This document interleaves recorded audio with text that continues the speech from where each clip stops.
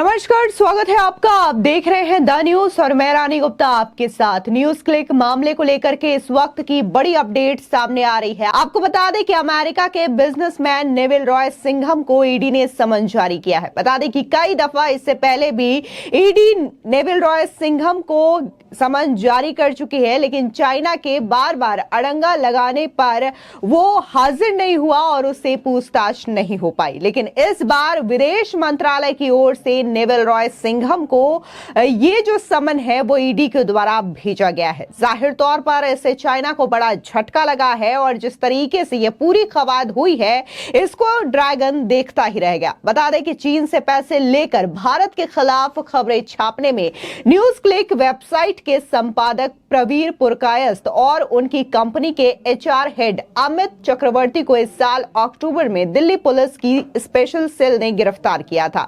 दोनों पर कठोर यूएपीए कानून की धाराएं पुलिस ने लगाई है। अब इस मामले में ईडी यानी कि प्रवर्तन निदेशालय की भी एंट्री हो चुकी है। दरअसल ईडी ने न्यूज क्लिक मामले में भारतीय मूल के शंघाई में रहने वाले अमेरिकी कारोबारी नेविल रॉय सिंघम को पूछताछ के लिए समन जारी किया है। एक अंग्रेजी अखबार द हिंदुस्तान टाइम्स के अधिकारियों के हवाले से ये जानकारी सामने आई है। अधिकारियों ने ये बताया कि मनी लॉन्ड्रिंग का भी मामला न्यूज क्लिक पर बन रहा है। ऐसे में विदेश मंत्रालय के जरिए नेविल रॉय सिंघम को ईडी की पूछताछ का नोटिस भेजा गया है। आपको बता दें, दरअसल पिछले साल भी नेविल रॉय सिंघम को ईडी ने पूछताछ के लिए नोटिस भेजने की कोशिश की थी, लेकिन चीन ने इसमें अड़ंगा लगा दिया था और ये नोटिस नहीं भेजा गया। आपको बता दें, दरअसल दिल्ली पुलिस ने न्यूज क्लिक के संपादक और एचआर हेड को गिरफ्तार किया, लेकिन इस मामले में ईडी तीसरी ऐसी केंद्रीय जांच एजेंसी है जिसने भी कदम उठाया है। दरअसल इससे पहले सीबीआई ने न्यूज क्लिक के दफ्तर पर छापा मारा था। सीबीआई का ये छापा न्यूज क्लिक को कानून का उल्लंघन कर विदेशी मुद्रा मिलने के मामले में था। वहीं सीबीआई ने तभी नेविल रॉय सिंघम का नाम अपनी एफआईआर में दर्ज किया था। सीबीआई के एफआईआर में पीपी के news click studio Pravir Purkayastha और वर्ल्ड वाइड मीडिया होल्डिंग के मैनेजर जेसन फिशर का भी नाम बतौर आरोपी शामिल किया गया। न्यूज क्लिक पर यह आरोप है कि उसने बिना जानकारी वाले एक्सपोर्ट किए और एफसीआरए कानून का उल्लंघन कर 28.46 करोड़ रुपए की विदेशी मुद्रा हासिल की है। इसके अलावा नेविल रॉय सिंघम की ओर से न्यूज क्लिक को विदेशी फंडिंग मिलने की जांच इनकम टैक्स विभाग भी कर रहा है। वहीं न्यूज क्लिक ने लगातार इन आरोपों को गलत निराधार बताया है कि उसने चीन की सरकार या उससे जुड़े किसी भी व्यक्ति के कहने पर कोई खबर या फिर जानकारी प्रकाशित या सार्वजनिक नहीं की है। बता दें कि न्यूज क्लिक के संपादक प्रवीर पुरकायस्थ ने नेविल रॉय सिंघम से कोई निर्देश लेने से भी साफ इनकार किया था और कहा था कि सभी फंड बैंक खातों में लिए गए हैं और कानून के मुताबिक जरूरी प्रशासन को इस बारे में जानकारी भी दी गई है।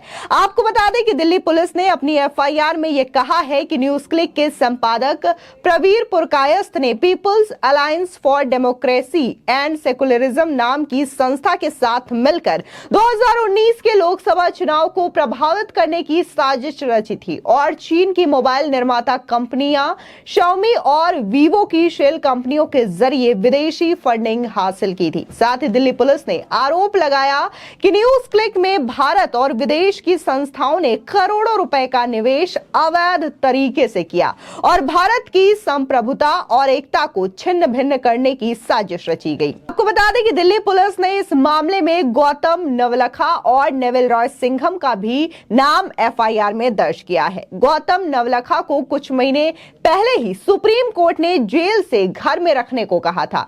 नवलखा पर यूपीए के तहत केस दर्ज किया गया है। वहीं दिल्ली पुलिस के एफआईआर में प्रवीर पुरकायस्थ, नेविल रॉय सिंघम और चीन के कुछ कर्मचारियों के बीच ईमेल के आदान प्रदान की भी बातें मिलती हैं। पुलिस ने यह भी कहा है कि ये लोग दिखा रहे थे कि अरुणाचल प्रदेश और जम्मू कश्मीर भारत का हिस्सा नहीं है। इस पूरे मामले में दिल्ली पुलिस ने तब कार्रवाई की जब इस साल 5 अगस्त को न्यूयॉर्क टाइम्स ने खबर दी और न्यूज क्लिक का पूरा पोल खोल दिया कि कैसे न्यूज क्लिक ऐसे वैश्विक नेटवर्क का हिस्सा है जिसे चीन अपने प्रोपेगेंडा के लिए फंड करता है। न्यूयॉर्क टाइम्स ने यह भी दावा किया कि सबूत है कि नेविल रॉय सिंघम के जरिए चीन की सरकार ने न्यूज क्लिक को फंड दिया है।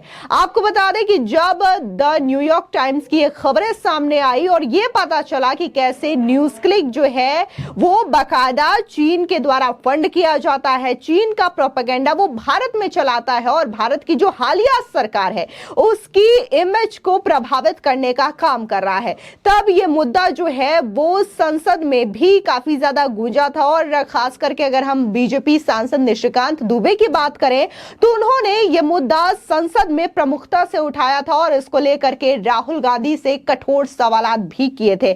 आपको बता दें कि जब निशिकांत दुबे ने यह कटाक्ष राहुल गांधी पर किया था न्यूज क्लिक और चाइनीज फंडिंग को लेकर के, तब राहुल गांधी अपनी सदस्यता रद्द होने के बाद पहले दिन मॉनसून सत्र में संसद में हिस्सा लेने आए थे, लेकिन यह पहला दिन ही उनके लिए काफी बड़ा दिन बन गया था। आपको बताते हैं कि आखिर नेविल रॉय सिंघम कौन है और आखिर क्यों यह कहा जा रहा है कि नेविल रॉय सिंघम जो है इस पूरे के पूरे खेल में एक बड़ी भूमिका है। दरअसल नेविल रॉय सिंघम एक अमेरिकी बिजनेसमैन और सामाजिक कार्यकर्ता है। वो थॉटवर्क के संस्थापक और पूर्व अध्यक्ष भी है, जो कि एक आईटी कंपनी है। ये कंपनी कस्टम सॉफ्टवेयर टूल और परामर्श सेवाएं प्रदान करती है। सिंघम पर विभिन्न समूहों को फंडिंग करने का आरोप है, जो कि चीन के विचारों को दुनिया भर में बढ़ावा देते हैं, उइगर नरसंहार को झूठ बताते हैं। सिंघम ने चीन को फंडिंग करने की बात इसलिए कही जा रही है क्योंकि वो चीनी कम्युनिस्ट पार्टी का मुखर समर्थक रहा है और उसने चीनी राज्य मीडिया के प्रचार वाले समूहों को लाखों डॉलर रुपए दान में दिया है। बता दें कि न्यूयॉर्क टाइम्स की रिपोर्ट के मुताबिक सिंघम के नेटवर्क ने दिल्ली स्थित समाचार वेबसाइट न्यूज क्लिक को फंड किया है। रिपोर्ट में कहा गया है कि न्यूज क्लिक को 38 करोड़ रुपए की फंडिंग की गई है। दावा किया गया है कि सिंघम चीनी कम्युनिस्ट पार्टी के लिए काम करता है। हालांकि सिंघम ने अपने काम का बचाव करते हुए कहा कि वो केवल चीन और पश्चिम के बीच शांति और समझ को बढ़ावा देने की कोशिश कर रहा है। वहीं आपको बता दें कि जब बीजेपी सांसद ने कहा कि रिपोर्ट में कहा गया है कि 2021 में ईडी द्वारा न्यूज क्लिक पर रेड में चीनी फंडिंग की बात सामने आई थी और उस दौरान कांग्रेस ने कंपनी का समर्थन किया था, यानी कि न्यूज क्लिक का बचाव कांग्रेस ने किया था।